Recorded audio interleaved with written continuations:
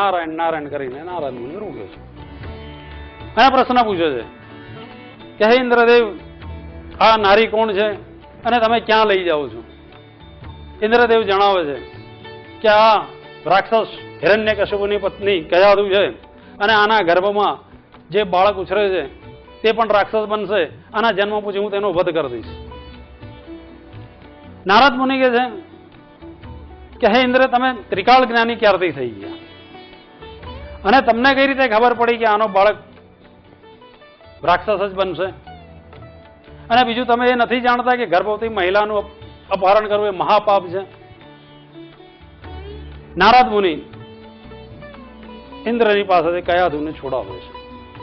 કયાધુને પોતાની પુત્રીની જેમ પોતાના આશ્રમમાં રાખે છે કે હે બેટી, તું અહીંયા રહે. આજે ઇન્દ્ર આવ્યો, કાલે બીજો કોઈ આવશે. તારો પતિ તપસ્યા કરી નથી આવી જતો ત્યાં સુધી મારા આશ્રમમાં. કયાધુને પોતાના આશ્રમમાં રાખે છે પોતાની દીકરીની જેમ. અને ભગવાન શ્રી હરિનું અધ્યયન પૂજન એને સંભળાવે છે. આ સમય દરમિયાન કયાધુના ગર્ભમાં જે બાળક છે એ શિક્ષા લે છે. હવે તેનો જન્મ થાય છે તો તેને સર્વત્ર શ્રી હરિ જ દેખાય છે. ચારે બાજુ શ્રી હરિનો ભક્ત, નામ પ્રહલાદ રાખવામાં આવે છે. બીજી બાજુ હિરણ્યકશિપુ તપસ્યા કરીને આવે છે અને જે કોઈ વ્યક્તિ શ્રી હરિનું નામ લે તેનું વધ કરી દે છે.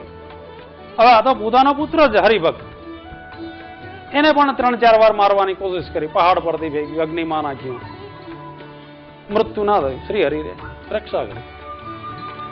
છેવટે ભગવાને નરસિંહ અવતાર લેવો પડ્યો અને હિરણ્યકશિપુનો વધ કર્યો છે. અને આ રીતે પ્રહલાદના લીધે સમગ્ર જગત હિરણ્યકશિપુના ત્રાસમાંથી મુક્ત થયું છે. કથાનો આશય એ છે કે ગર્ભમાં જો રાક્ષસની પત્નીને પણ સારા સંસ્કાર મળે તો ઉત્તમ સંતાન પ્રાપ્ત થઈ શકે છે. તેવું જ આપણે ઉદાહરણ અભિમન્યુનું જાણીએ છીએ. આપણે બધા પરિચિત છીએ.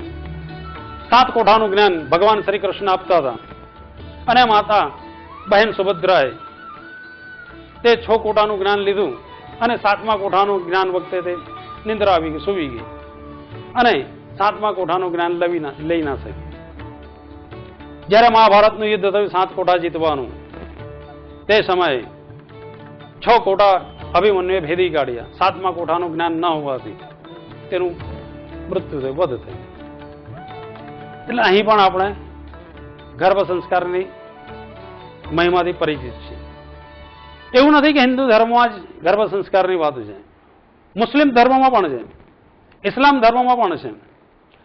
ઇસ્લામ ધર્મના અનુયાયી સરકાર ગૌસુલ ઉમમ દસ્તગીરા આલમ કે જેઓની ઉંમર જ્યારે 4 વર્ષ 4 માસ 4 દિવસની થઈ ત્યારે તેઓના ધર્મ અનુસાર, નિયમ અનુસાર બિસ્મિલ્લાહ ખ્વાનીનું આયોજન કરવામાં આવે છે રીત રિવાજ મુજબ. હવે આ બિસ્મિલ્લાહ ખ્વાની એટલે શું?